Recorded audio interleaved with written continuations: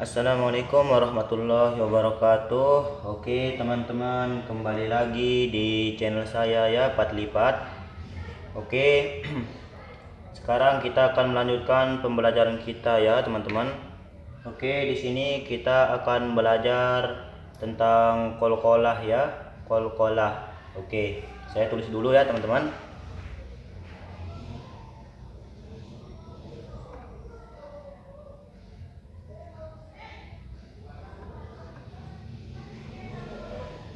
Nah, ini kol-kolah ya. Oke, kol-kolah ini artinya yaitu memantulkan.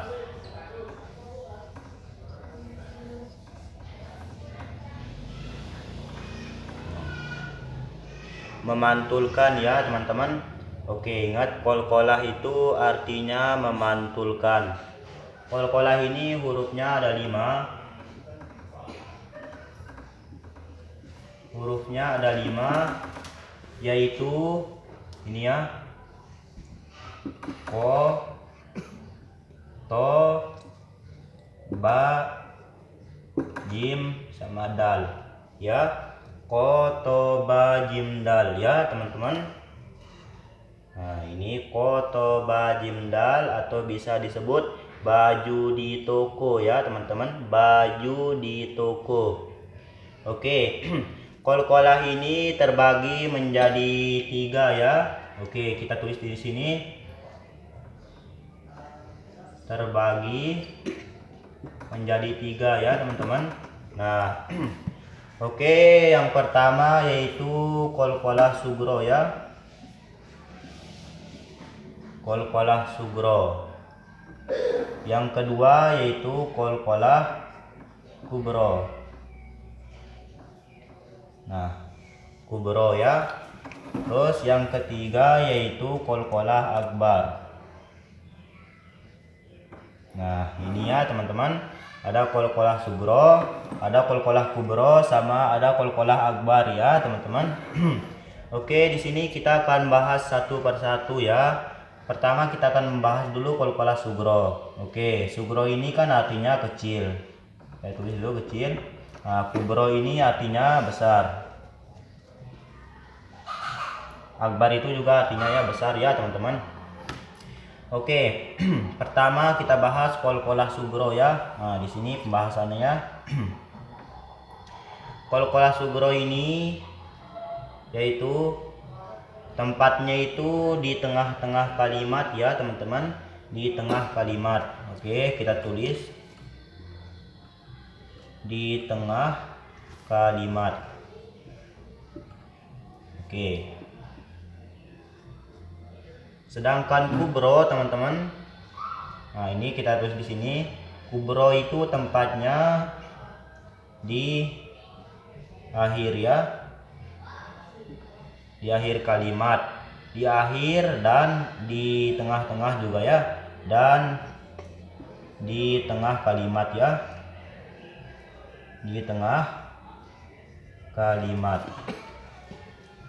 Oke. Selanjutnya akbar itu juga sama ya, tempatnya itu di akhir sama di tengah kalimat ya teman-teman. Sugro, cuma sugro yang tempatnya di tengah ya, di tengah sugro. Kalau kubro sama akbar itu teman-teman tempatnya itu di tengah dan di akhir ya. Oke, di tengah dan di akhir kalimat. Oke, saya contohkan terlebih dahulu ya teman-teman. Oke, saya ambil Al-Quran dulu, Al-Qurannya.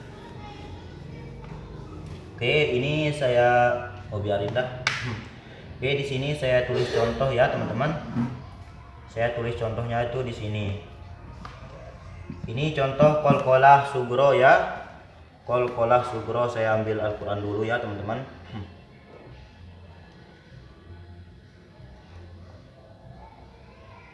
Ntar dulu.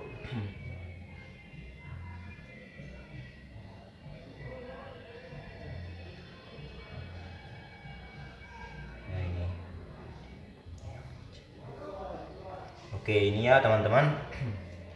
Contohnya itu seperti ini. Ini di tengah-tengah kalimat.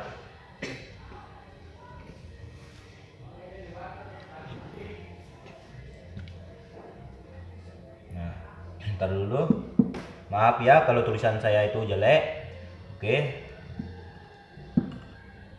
Oke, saya barisin dulu ya.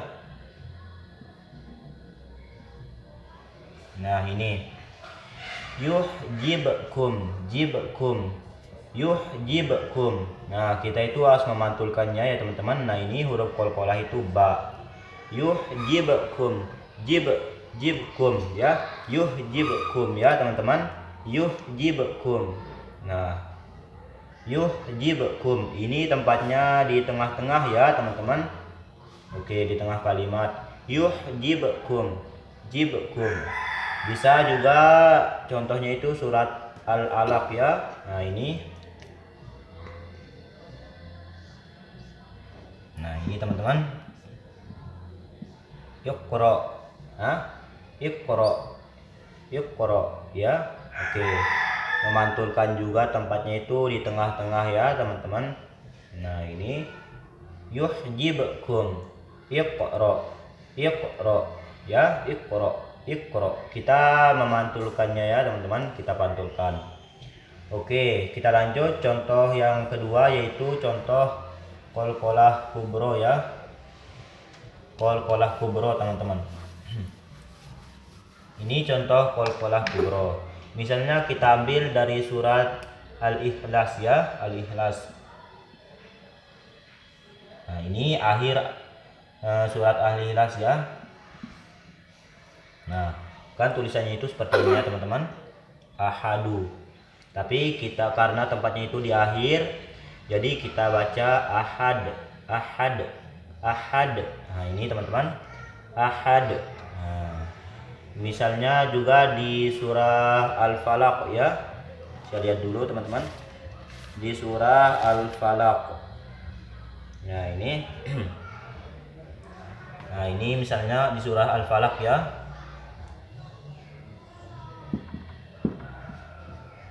Nah ini khalaqo, padahal dibaca khalaqo, tapi karena tempatnya ini di akhir ya teman-teman, jadi bacanya itu khalaqo, khalaqo.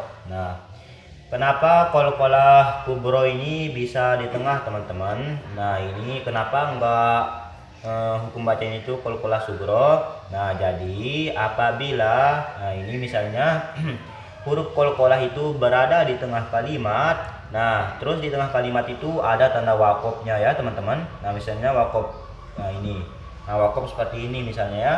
Nah ini khalaq. Nah ini kita berikan wakof ya. Nah misalnya ini di tengah-tengah ini khalaq. Nah ini karena ada wakofnya. Nah makanya qalqalah kubro itu bisa di tengah dan bisa juga di akhir ya teman-teman. Oke, saya harap teman-teman bisa mengerti sampai di sini ya. Oke, selanjutnya contoh yang ketiga, yaitu contoh yang ketiga, contoh qalqalah akbar ya. Misalnya kita ambil di surah Al-Lahab ya, ayat 1, tapi terakhir ini ya teman-teman.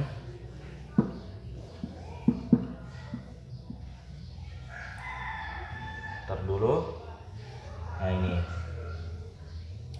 qalqalah akbar sama qalqalah kubro itu bedanya, pertama tempat bedanya di sini saya tulis contoh qalqalah kubro ya teman-teman, kubro di sini yang tadi itu. Nah ini, nah tempat bedanya yang pertama yaitu di cara pembacaannya, yang kedua yaitu ini teman-teman, tempat bedanya. Kalau qalqalah akbar ini mempunyai tasdid ya. Nah ini tasdid ya teman-teman. Sedangkan qalqalah kubro itu tidak mempunyai tasdid ya, tidak mempunyai tasdid sama sekali. Kalau yang ada tasdidnya itu namanya qalqalah akbar ya teman-teman. Cara bacanya itu juga seperti ini. Watab. Nah kita itu harus memberikannya jeda sedikit ya teman-teman. Watab, tab. Nah kita berikan dia itu jeda sedikit saja ya. Nah itu dinamakan qalqalah akbar ya. Misalnya itu di tengah kalimat ya. Nah ini tempatnya misalnya di tengah kalimat ini ada wakofnya ya. Nah ini misalnya, nah ini bil haqqo. Nah, bil haqqo, kita berikan jeda sedikit saja teman-teman. Bil haqqo. Nah ingat, qalqalah akbar itu mempunyai tasdid ya, sedangkan qalqalah kubro itu tidak mempunyai tasdid. Nah itulah tempat bedanya ya teman-teman. Oke, mungkin cukup sekian ya video kali ini. Oke, saya simpulkan dulu.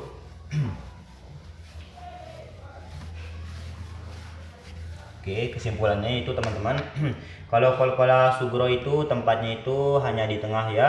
Kalau qalqalah kubro bisa di tengah, bisa di akhir.